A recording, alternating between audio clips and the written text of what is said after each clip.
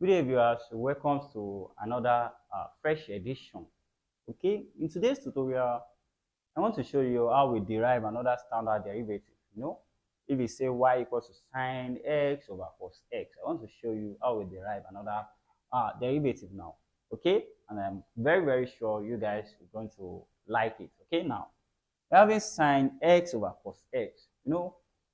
We have done the technique of differentiation. We have done the chain rule, which is also known as the composite function, the general method. We have done the product rule. We have done the quotient rule, and so on and so forth. Okay. But now, if you look at this function, how are we going to solve this? This is in form of fraction, and in fact, if we want to change this to base form, this will be very difficult. Okay.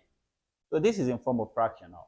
Which technique is best to solve this? Okay, think about it and let me know in the comment section. All right, 1, 2, 3, 4, 5. All right, now the best technique to solve this now is what we call the product rule. Okay, don't forget. Sorry, the quotient rule. The quotient rule. I'm so sorry for that. So quotient rule.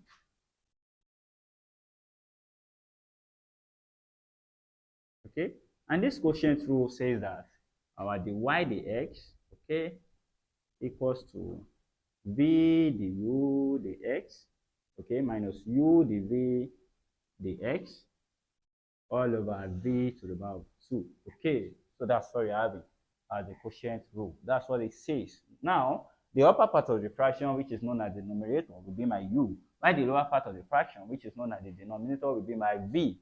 So therefore, u equals to sine x. Okay, if you differentiate u with respect to x, now I'm going to have a cos x. Okay, and now my v will be the lower part of the fraction, so I'm having cos x.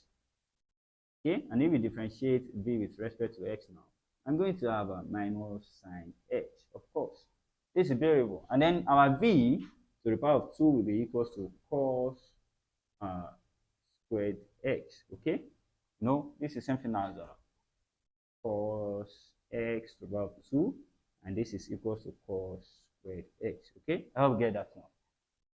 So this is what we're having. I'll now insert it into this formula. So the y dx equals to v du dx. What is our v? V is cos x. And then what's our du dx? Our du dx is still cos x. So I'm having to bracket of cos x. And then minus u dv dx. What's my u? This is my u, sine x. So I'm having sine x, okay, into dv dx is negative sine x again, okay, all being divided by v squared, which is cos squared x. Wonderful. Now, if you look at this, cos x multiplied by cos x, that's something as cos squared x, okay, and then minus multiplied by minus, that's plus, and then sine x multiplied by sine x, that's sine squared x over cos squared x. All right, and there's also one variable concept that is which says sine squared x, okay, plus cos squared x equals to 1. Okay, sine squared x plus cos squared x equals to 1. So this is what I'm having here, which is sine squared x plus cos squared x. So this is equals to 1 over cos squared x, and 1 over cos squared x is known as is something as is something as sec squared x. Sec squared x. Okay, so I'm having this to be sec squared x. Don't forget, we're having y equals to sine x over cos x. Don't forget that tan theta is equals to sine theta over cos theta.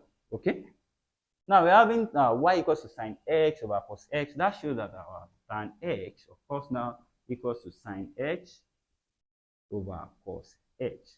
So therefore, this function is known as sine. So that shows us that if you find the derivative of sine tan x, you are going to have what? Sec squared x. Okay, so that shows that the y dx, the y over the x of tan x is equals to 1 over cos squared x, which is same thing as what or let me say sec squared x, which is another derivative function. Oh my God. So if you like this kind of video, don't forget to subscribe to my channel. Don't hesitate to share with your friend. Go and watch all the playlists in the calculus so that you can understand vividly everything you are doing here. So thank you. See you next time. Bye bye.